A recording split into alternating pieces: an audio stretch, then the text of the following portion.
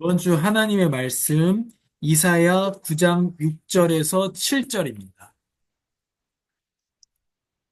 이사야 9장 6절에서 7절입니다.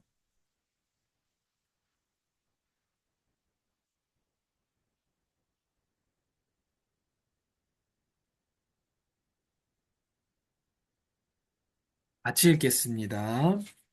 이는 한 아기가 우리에게 낳고 한 아들을 우리에게 주신 바 되었는데 그의 어깨에는 정사를 메었고 그의 이름은 기묘자라 모사라 전능하신 하나님이라 영존하시는 아버지라 평강의 왕이라 할 것임이라.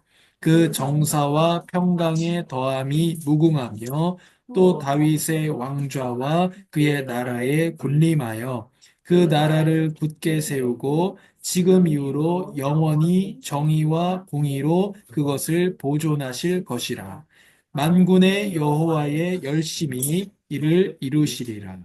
아멘. 하나님 감사합니다. 우리가 하나님의 말씀을 알기를 원하고 말씀을 통해 하나님을 더 알기를 원하니 우리에게 말씀하여 주시옵소서. 오늘 하나님의 말씀인 성경에서 하나님께서 어떠한 분이시며 우리에게 어떠한 큰 은혜를 베푸셨는지 알게 하시고 하나님의 사랑을 더 알아감으로 변화되도록 성령께서 우리에게 빛을 비추어 주시옵소서. 예수님의 이름으로 기도합니다. 아멘. 오늘 개혁주의 신앙고백 시간 웨스트민스터 소요리문답 계속되고 있는데요. 선지자, 제사장, 왕이신 그리스도입니다. 그리스도께서 우리의 구속자로서 어떤 직분을 행하십니까? 어떤 직분을 행하시는가? 그리스도께서 우리의 구속자로서 낮아짐과 높아짐이라는 두 상태에서 선지자, 제사장, 그리고 왕의 직분을 행하십니다. 어, 그래서 그런 말이 많죠. 내가 그리스도의 정확한 이 복음은 그리스도의 삼직이다. 아, 이 말은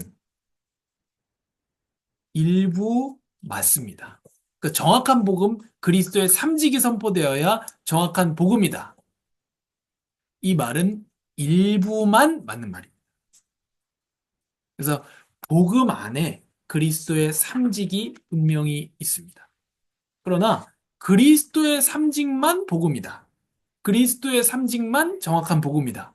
설교 시간에 삼직에 대한 얘기를 해야만이 그 설교는 좋은 설교다. 이거는 말이 안 되는 얘기입니다. 왜냐하면 복음 안에는 용서함도 있고 죄사함도 있고 대신하는 것도 있고 아들 삼아주는 것도 있고 입양하는 것도 있고 하나님 나라를 물려받는 것도 있고 상속 유업을 받는 것도 있고 이제 하나님을 더 섬길 수 있는 존재로 우리가 다시 태어나는 것도 있고 굉장히 풍부한 복음 안에 내용들이 있습니다. 삼직을 설교 시간에 얘기해야만 좋은 설교다. 이런 얘기를 제가 굉장히 많이 들었습니다. 어떤 분은요, 심지어 목사님을 위해서 기도한다. 왜냐? 우리 목사님이 성경에 지금 여러 가지 얘기를 너무 많이 한다. 그리스도의 삼직 얘기를 해야 되는데.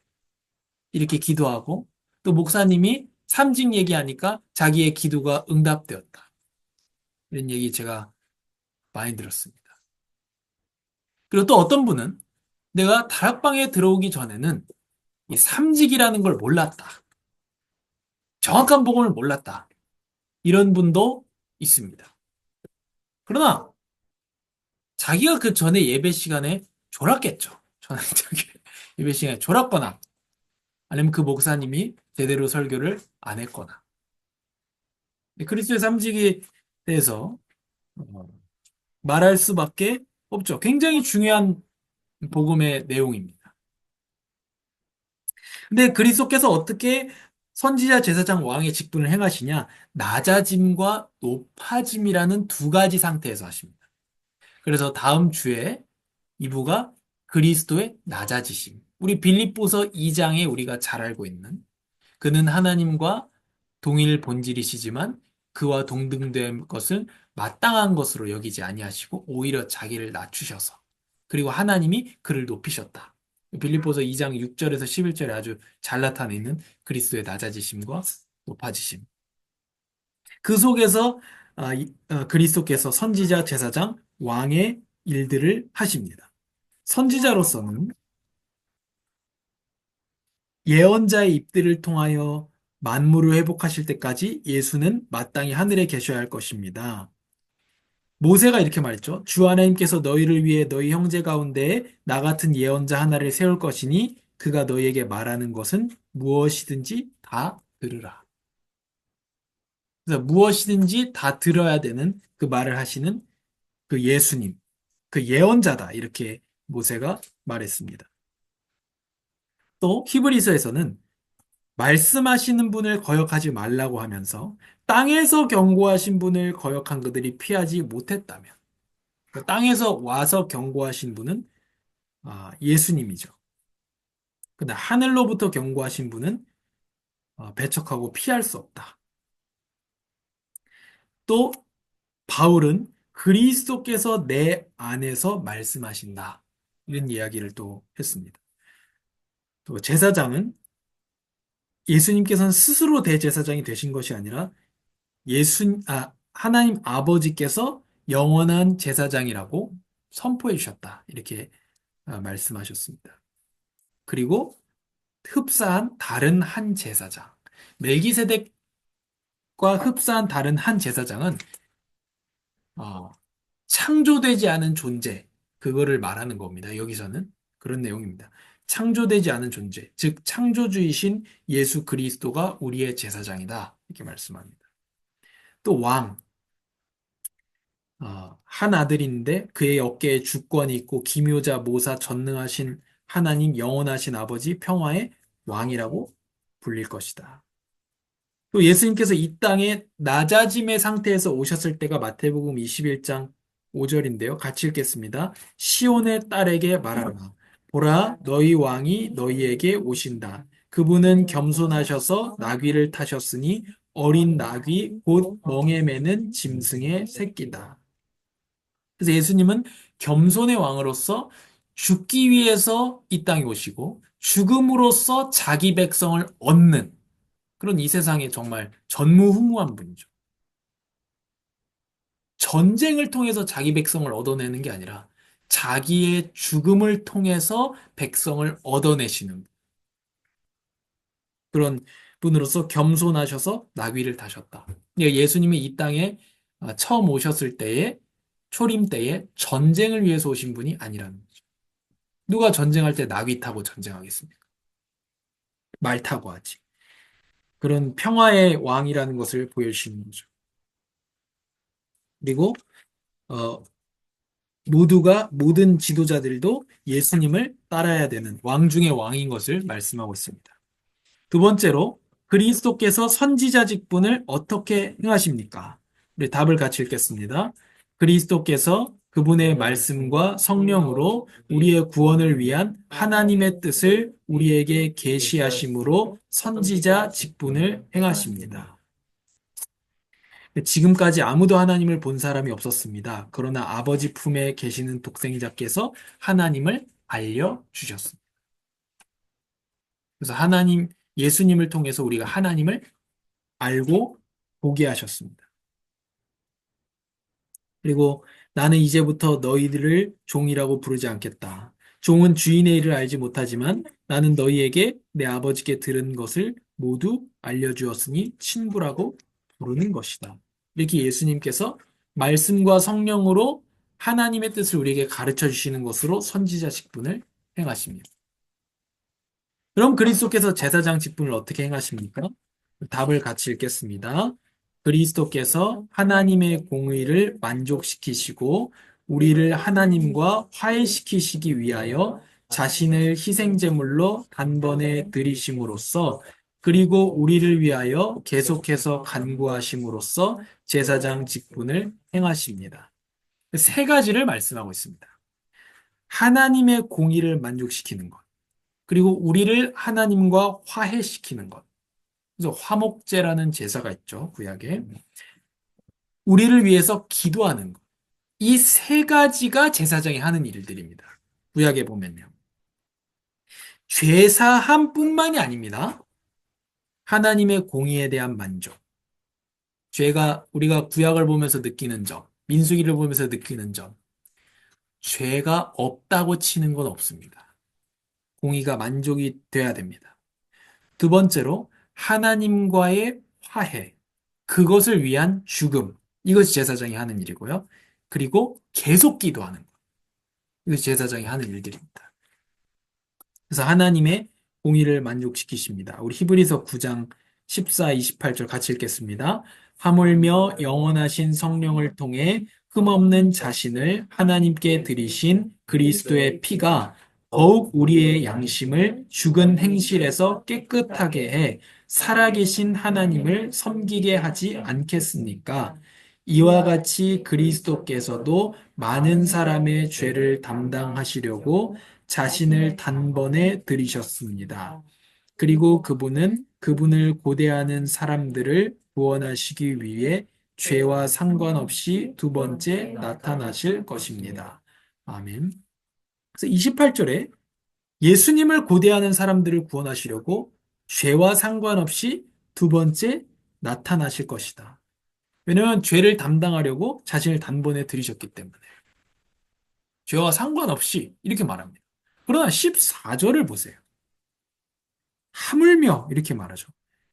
흠없는 자신을 하나님께 드리신 그리스도의 피가 어떻게 합니까? 양심을 죽은 행실에서 깨끗하게 해서 살아계신 하나님을 섬기게 만든다. 이 말하는 거죠. 이게 이제 구원파 계통의 이단들이 28절만을 강조하고 싶겠죠. 죄와 상관없이. 그러나 14절을 말씀하고 있다는 겁니다. 그리스도의 피는 어떻게 합니까? 양심을 죽은 행실에서 깨끗하게 합니다. 또 살아계신 하나님을 섬기게 합니다. 그래서 어, 존 오웬의 죄죽음이라는 책에 보면 신앙생활을 하면 할수록 성도는 죄를 미워하게 된다. 이렇게 말이에요. 왜냐면 하나님의 사랑을 받으면 받는 게 신앙생활이거든요. 신앙생활을 하면서 하나님의 사랑을 받으면 받을수록 죄의 유혹이 가짜라는 것을 아는 거예요. 이게 어떤 거냐면요. 아내를 사랑하면 사랑할수록 다른 여자가 주는 즐거움이 거짓이라는 걸 알겠죠. 그렇잖아요. 그게 바람 피는 사람이 왜 정신 빠진 사람이에요? 진짜 자기를 사랑해 주는 사람 누구예요? 자기 아내란 말이에요. 그러니까 이 표현하자면 그 몸빼바지 입고 추리닝 입고 자기한테 밥 해주는 아내가 자기를 사랑한 사람이란 말이에요. 근데 말은 누가 더 이쁘게 해줘요? 술집 여자가 말을 더 예쁘게 해주잖아요. 안 가봐서 모르겠지만. 그러지 않겠어요? 근데 어떻게 생각하는 거야, 이 멍청이가? 이 술집 여자가 자기를 더 사랑해준다고 생각하는 거예요. 그게 뭐예요? 거짓에 속는 거예요. 죄가 우리에게 주는 즐거움은 다 거짓입니다. 하나님이 우리에게 주시는 즐거움이 진짜 거예요. 그래서 신앙생활을 하고 하나님을 사랑하고 정상적인 하나님이 주신 기쁨들을 알아갈수록 죄라고 하는 게 하찮고 거짓이라는 걸 알게 되는 겁니다. 근데 알았는데 어떻게 해요? 죄를 범하죠. 그래서 죄가 점점 더 미워지는 겁니다. 내가 사랑하는 예수님이 나의 죄 때문에 죽었기 때문에 죄가 미워지는 거예요. 신앙생활 할수록요. 그래서 점점 더 그 사람의 삶이 거룩해지는 겁니다. 거룩이 복음을 못 깨달은 게 아니고 거룩해지는 겁니다. 그런데 어떻게 됩니까? 그런데 내가 더 그런 게 아니라, 아, 내가 전에는 죄라고 인식하지 않았던 것들. 다 그래. 라고 했던 것들이 거슬리기 합니다. 마음이 아프기 시작해요. 그게 정상적인 신자예요. 그래서 신자가 겸손한 겁니다. 큰 소리 빵빵 치지 않는 겁니다. 그럼에도 내가 너무나도 큰 사랑을 받았는데 나는 하나님한테 일부도 헌신하지 못하는 걸 알기 때문에 아무리 다른 사람이 나보고 칭찬하고 잘한다 그래도 나는 아니라는 걸 아는 거죠. 겸손한 겁니다. 성도들이. 또 예수님께서는 우리의 화해를 위한 희생 제물이 되셨습니다. 히브리서 2장 17절 같이 읽겠습니다. 이러므로 그는 모든 것에서 형제들과 같아지셔야만 했습니다. 이는 하나님 앞에서 자비롭고 신실한 대제사장이 되셔서 백성의 죄를 대속하시기 위함입니다. 율법 아래 예수님께서 태어나셔야 했던 이유가 무엇이냐? 대제사장이 되어서 백성의 죄를 대속하기 위해서입니다. 그리고 예수님은 우리를 위해서 계속 간구하시는 대제사장이십니다. 아버지 우편에서 우리를 위해서 계속 기도하십니다. 또 우리 성도는 그래서 왕 같은 제사장으로서 다른 사람들을 위해서 기도해야 될 그런 아, 의무와 책임을 가지고 있습니다. 네 번째로, 마지막으로 그리스도께서 왕의 직분을 어떻게 행하십니까? 같이 읽겠습니다. 그리스도께서 우리를 자신에게 복종케 하심으로 우리를 다스리시고 지키심으로 자신과 우리의 모든 원수를 억제하시고 정복하심으로 왕의 직분을 행하십니다. 네. 그래서 예수님은 왕으로서 자신에게 복종하게 하신다. 예수 그리스도의 왕직이 사단도 껐습니다. 그것은 아주 일부입니다. 왕의, 왕이 전쟁도 하겠습니다만, 왕의 주요 업무는 전쟁은 아닙니다. 왕의 주요 업무는 뭡니까? 다스리는 거죠. 그래서 왕으로서 자신에게 복종하게 하십니다. 또 왕으로서 우리를 다스리십니다. 여호와는 우리의 재판관이시며, 여호와는 우리의 지휘관이시며, 여호와는 우리의 왕이시니 그분이 우리를 구원하실 것이다. 왕이 우리를 구원할 것이다. 또 왕으로서 백성을 지키시는 것으로 그 직분을 하십니다. 보라, 한 왕이 정의로 통치하고 귀족들이 공의로 다스릴 것이다. 모든 통치자들이 바람을 피할 곳처럼 폭풍을 피할 곳처럼 광야의 시냇물처럼 사막의 큰 바위 그늘처럼 될 것이다. 이렇게 자기 백성을 보호하시는 것으로 우리의 왕이 되십니다. 그래서 또 왕으로서 원수를 억제하시고 정복하십니다. 죄를 이기시고 사탄을 이기시고 죄의 결과로운 사망을 이기십니다. 그래서 그리스도께서 이렇게 우리의 선지자가 되시고 제사장이 되시고 왕이 되십니다. 이 성경 구절 한 구절을 한 주간 읽으시면서 중요합니다. 오늘 뭐 대단히 뭐 웃기거나 재밌는 얘기는 아니지만 이 성경 한 구절 한 구절을 주간에 읽으시고 또 가능하면 소리내어 읽으시면서 정말 복음의 이 맛을 체험하는 한 주간이 되기를 바랍니다. 하나님 감사합니다. 우리에게 하나님을 알게 하시는 예수님이 선지자가 되시고 또 우리의 죄를 사하시고 하나님과 화목하게 하시고 우리를 위해서 기도하시는 제사장이 되시고 우리를 다스리시고 지키시고 원수를 멸하시는 왕이 되어 주시니 감사합니다.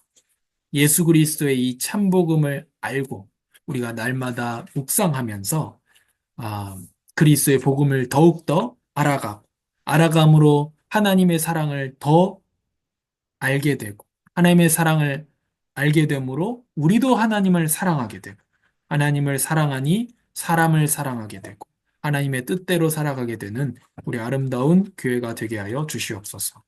예수님의 이름으로 기도합니다. 아멘.